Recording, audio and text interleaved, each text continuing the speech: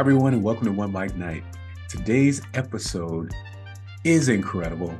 It's a return guest. It's Carolyn Jones. She's an herbologist, along with a bevy of other things. I can't even say the word, but she's got an amazing story. And make sure you stick around to the end because she's got a presentation that will floor you. My name is Marco Suisse. This is OneMicNite. Stick around. It's coming up next.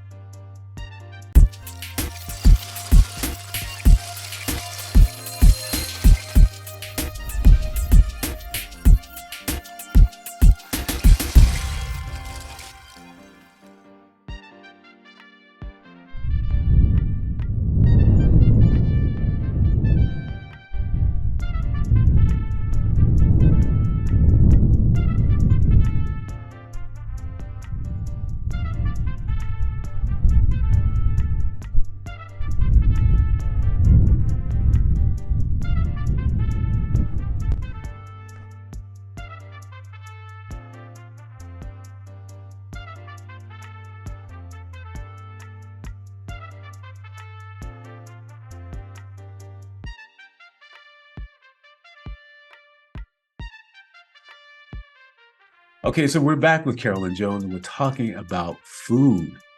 So, Carolyn, give us a little history on how we can eat better, what the history of food is, and all those things. What we need to know. Well, yes. To pick up on the conversation we just left, there are things that some of us just cannot eat. Like I cannot ever, ever, ever eat mush. So that need not be on my plate. And I'm sure everybody has their food selection that they could never, never, never eat. But now, Absolutely. while I was listening to the Cooking Gene, I found out that our ancestors ate field mice, snakes, and insects. Wow. Their culinary changes came about with their interaction with the Europeans and the Indians and bringing their own knowledge. Did you know that some slaves were brought up mainly because they could harvest rice? Really? Yes, Yeah. Wow. that's I, for I that could believe that. sole Yeah. purpose.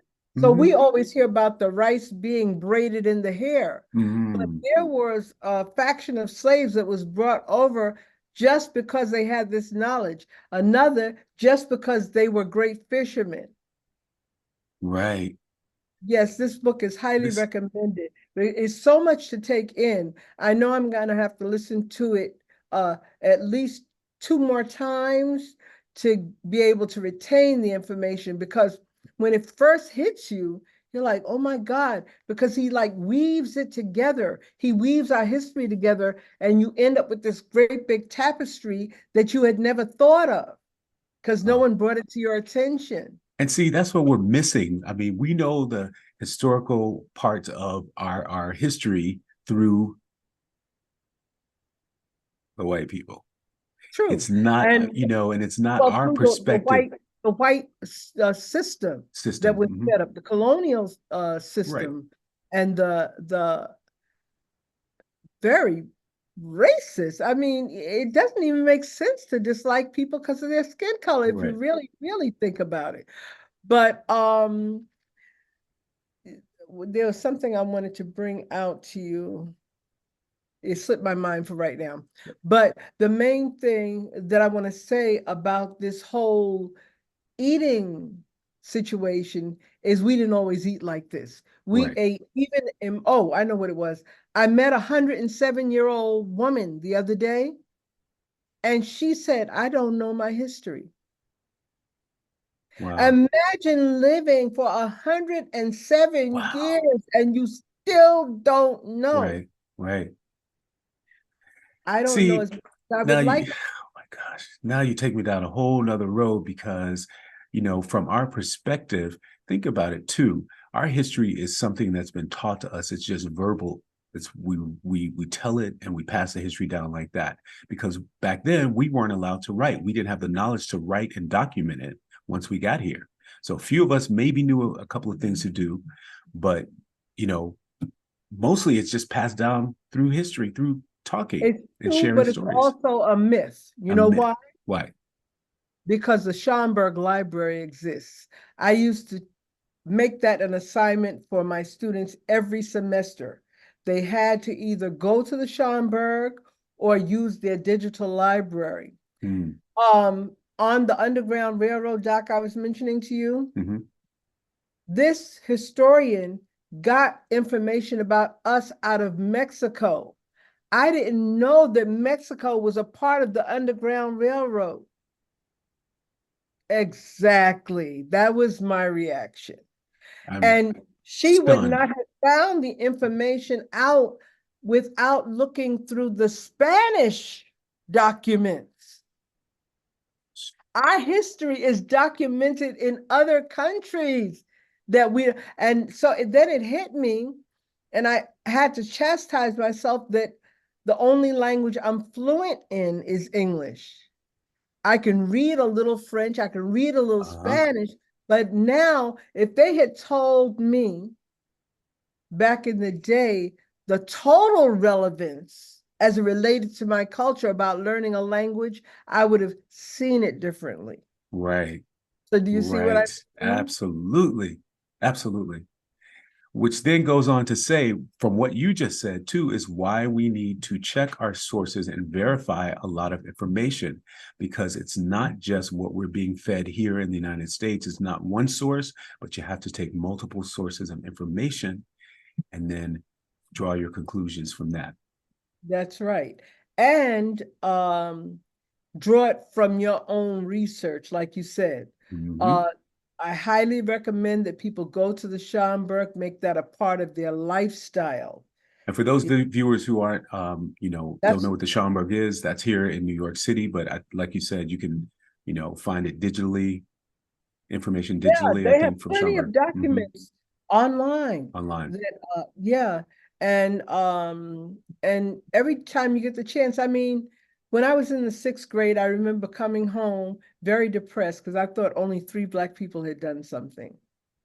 I didn't even tell my mother, but because I was sheltered, and one of the places that I could go Mm-hmm. without grief was the library. And I went to the library to hunt Black people. Wow. And I found Wow. um, Mary McLeod Bethune, who helped found Bethune College, Bethune-Cookman, and I found Paul Lawrence Dunbar. And because I was a writer, he was a great find. He was I a like poet, it. you know?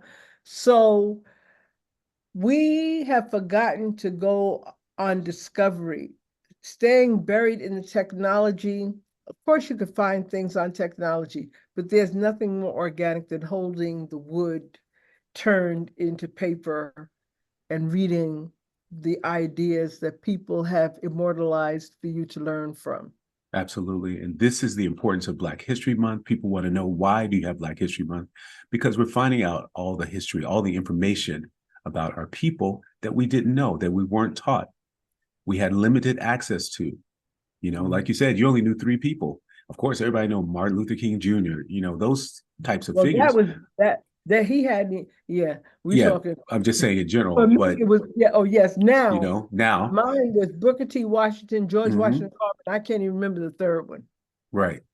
And those things, but now with this, everybody's searching and doing the discovery and posting these things, every day, post 30 Mhm. people. So we Yeah, all and they need to don't know. even have to look outside themselves. They can look just within their own family. Mhm. I looked at my great grandson today, and I see the Asian blood in him. I know that there was some Asian interaction in either his mother's family Mhm. tree or ours. Mm. He gave me a little smile. I'm like, look at the little Asian. Look at all cute. So,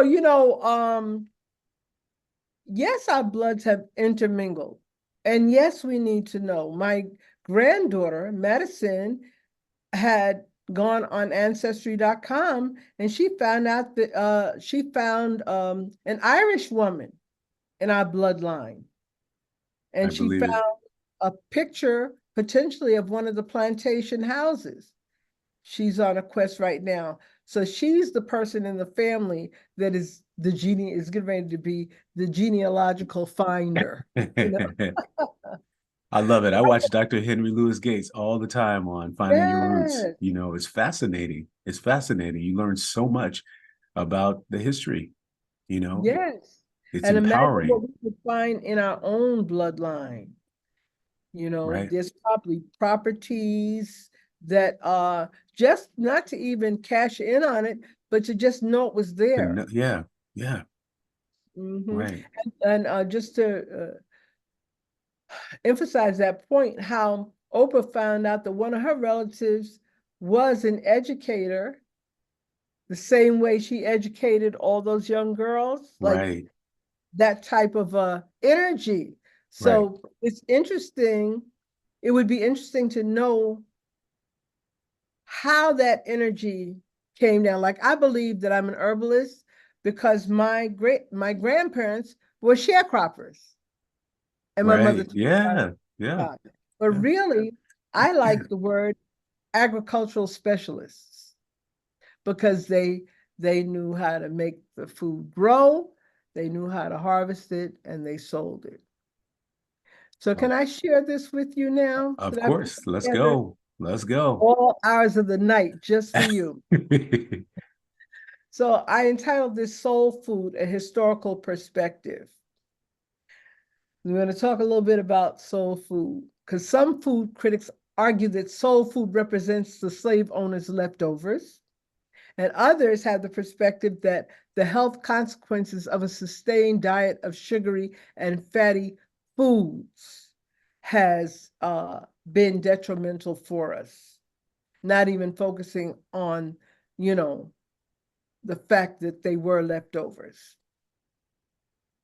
So about 55% of the slaves in the South cultivated cotton, 10% grew tobacco, and 10% cultivated sugar, rice, and hemp.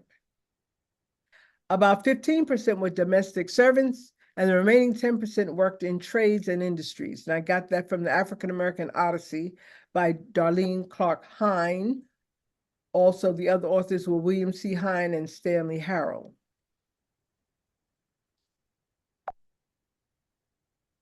Pardon me. So the typical plantation's weekly ration was 1 peck of cornmeal and 3 or 4 pounds of salt pork or bacon. And as I was listening to Michael Twitty today, do you know that they would give the children a half a peck? And I have yet to look up what a peck really is, but Mhm. put it this way, if the food didn't last, they would just go hungry. Even when vegetable, poultry, fish, and small game were added to their diet, they were deficient in calcium, vitamin C, riboflavin, protein, and iron. They complained of being hungry and the poor quality of the food, but to no avail.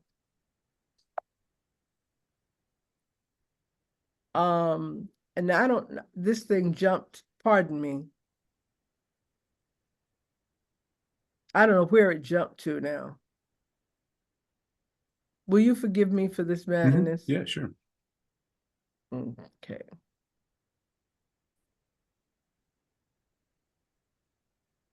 I found this little poem, really a song that the slaves sang. We raise the wheat, they give us the corn. We bake the bread, they give us the crust. We sift the meal, they give us the husk. We peel the meat, they give us the skin. Low birth weight, diet, contaminated water, unhealthy work conditions, and all that heat, right? And the unfathomable grief and loss of family and friends drastically affected the health of slaves. So there was a very high rate of infant mortality because of substandard nourishment, contaminated water, and all of this. The slave's garden plot was what I decided to call this. And I got it from Slavery in the United States by Charles Bell, a narrative of the life and adventures of Charles Bell, a Black man. On every plantation with which I ever had any acquaintance, the people are allowed to make patches, as they are called, that is gardens, in some remote and unprofitable part of the estate, generally in the woods, in which they plant corn, potatoes, pumpkins, melons, and etc. for themselves. These patches they must cultivate on Sunday or let them go uncultivated. So that means their food would die if they didn't put that effort in. Now, there was something that was discounted as a myth called the whistling walk, and it said that slaves were being made to whistle as they walked between the kitchen and the house carrying food to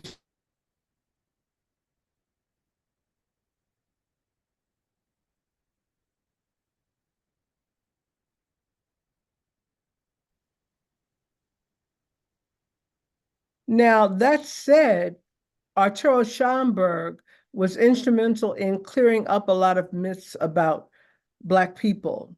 He was born in Puerto Rico in 1874. He's who the Schomburg was named after. And he was a key intellectual figure in the Harlem Renaissance and spent his life championing Black history. So his story is that when he was in school, the teacher told him that Black people would not amount to anything. He was 8, and it put the fire in his belly to prove her wrong. And he began a collection of works created by Black people, Hispanic people, Caribbean people. The expression soul food, we were talking about that, originated in the mid-1960s when African Americans realized that the language impacted the way the world defined us as a culture. So hence, Black is beautiful. And we know that soul food is down-home cooking with recipes that have been passed down through the South. Okay. In Schomburg's essay, A Negro Digs Up His Past, he wrote that American Negro, and this holds true for today, must remake his past in order to make his future. Though it's orthodox to think of America as one country where it's unnecessary to have a past, that's what they made us think. Right, yeah. What is a luxury for the nation as a whole becomes a prime sole necessity for the Negro. And that's what I mean. We cannot drop the ball. We don't have time to shift our eyes. We have to keep one eyes on the prize. Absolutely. So the African American table mirrors the table of Mother Africa. And I go through talking about how yams made their way here, okra, hibiscus, tamarind, Guinea millet, watermelon. I didn't know what sorghum meant when I first saw this, but listening to Michael Twitty speak, it's maple syrup. Oh. Yeah. I didn't know that either. Right, and oil of palm. So Amiri Baraka was the one who wrote an essay about soul food because the white critics had said that African Americans didn't have a cuisine. And I don't know if you've ever been to Sylvia's, but yes, they do. Yes. And she is on Harlem. Of course, she's left us in 2012, but she and her husband opened up Sylvia's for us to enjoy. Now, collard greens, I want to talk about that pot liquor. Do you know anything about pot liquor, Marcos? I don't know anything. That's just the juice from after you cook your greens. Okay. All right. So they call it pot liquor. Pot liquor, okay. Yeah, and then it might be called something else in other cultures, but African Americans call it pot liquor. Really delicious because all the seasonings are there. Right, yeah. Right, and it has high amounts of essential vitamins and minerals, including iron, vitamin A and C. I'm going to go through this quickly in the interest of time, but mustard greens, I want to let you know, protect your skin and lower risk factors of diabetes. Why? Because they're a bitter. They have that bitter taste to them. A lot of times people add sugar to it, but it's best to not. Maybe add a little vinegar, but let that bitter get into your system. That's a blood cleanser. String beans, a rich source of vitamins A, C, and K, and a folic acid and fiber. Onions, I don't know about you, but onions are delicious. Yeah, And love onions. Love yes, onions. high antibacterial properties, help regulate blood sugar, support bone density, and boost digestive health. Scallions, high in vitamin C, which is involved in immune health. Collagen production, which keeps the skin tight and the bones and joints healthy. Tissue healing and iron absorption. Okra, rich in vitamins A and C, helps reduce the risk of health conditions like cancer. Why? Because it's a mucilage. It helps that colon cleanse itself. Diabetes, stroke, and heart disease. A lot of times people don't get interested in their health until they have some type of catastrophic episode. Right. We need to do preventive measures by eating Exactly. healthy, eating right. Right. White potatoes, rich in potassium and vitamin C, and they're also antioxidants. Sweet potatoes, which they actually call it white man's yam. Mm. You know, that's the other name for them. Support heart, digestive, and eye health, and support because they're rich in antioxidants, vitamins, and fiber. I want to get in the bittersweet history of sugarcane, rich in antioxidants, but the slave trade was brutal. A lot of people died during while harvesting sugarcane. And the artist Carl Walker, I happened to go to this exhibit at the Domino Sugar Factory right before it closed, A Subtlety or The Marvelous Sugar Baby. And that work paid homage to the unpaid and overworked artisans who satisfied the urge for sweets in the midst of their pain-filled experience in the cane fields. Look at that. This sculptor was 35 feet by 70 feet, dressed naked, vulva prominent, kerchief head of a mammy figure in the middle of this expansive factory. Wow. She sculpted this. Wow. And I took this picture next to this molasses baby so you could see the immensity of the art. Yeah, wow. That's amazing. Yes. And her work exposes the ongoing psychological injury caused by the tragic legacy of slavery. Okay, look her up online. She's fantastic. According to PBS, in 1910, 14% of US farmers were Black, owning more than 16 million acres. Now, according to the agriculture's latest farm census, only 1 in 100 farmers is Black, owning fewer than 5 million acres. By one estimate, that's a loss of land value of about $326 billion. That's a whole nother episode to talk about why is that. Yes. Yeah, that's a whole nother episode.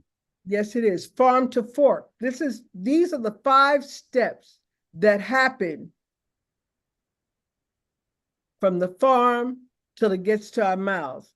And if you saw some of the distribution, you'd wonder how we ate it all. So much food is wasted, you know? Yeah.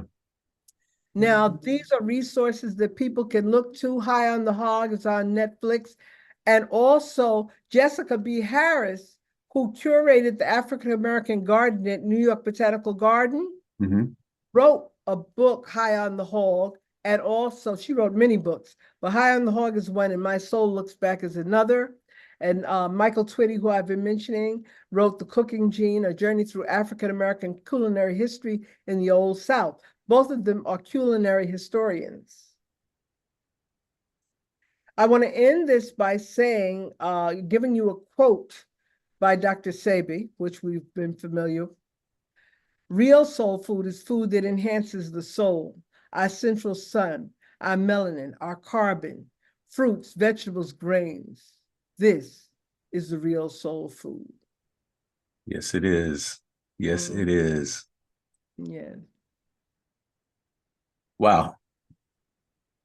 That's amazing. That's That was a amazing. whole lot of stuff in a little bit of time, but I just wanted to give you a little dib dab, you know? I love it. Well, Mhm. where can we find out more about what you do, and where can we see that whole presentation again outside of watching the podcast here? Do you show it somewhere? Is it part of a Well, I curriculum that you designed have? this presentation especially for you, but I will be teaching this course in a more expansive form.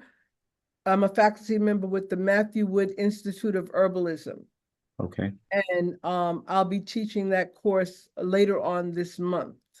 Um, right now, he's running a discount of the course I taught last year, Black Mhm. Folk Herbalism, and Culinary Medicine in African American Kitchen is this year. Okay. Mhm. And so that's Matthew Wood Institute of Herbalism. That's a quick Google up, put in Carolyn Jones, and my courses will show up on my faculty page. All right, we'll do that. I'll put those in the notes of the episode too.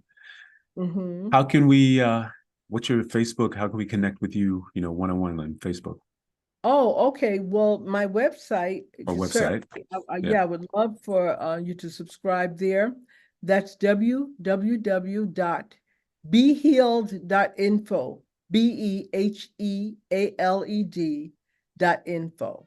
Mm-hmm. Okay. Wow. Well, Carolyn Jones, it's so good to have you back on the show. Thank you for the information. Thank you for the conversation. Everyone, please make sure you check out the website. It's behealed.info, BEHEALED.info. You can also find it on IG at THP_THE_healing, HEALING_project. That's a lot of information, but I'll have that down in the notes below for you. Mm-hmm. Carolyn Jones. Also, make sure you check out season 2, episode 7. You can find out her whole history, the whole story. We had a great conversation. Make sure you subscribe to the YouTube channel. And if you're listening to it on audio, join us for the live chat when the episodes air every Tuesday, 8 p.m. Eastern on the OneMicNite YouTube channel. OneMicNite is spelled OneMicNite. I thank you all for joining me.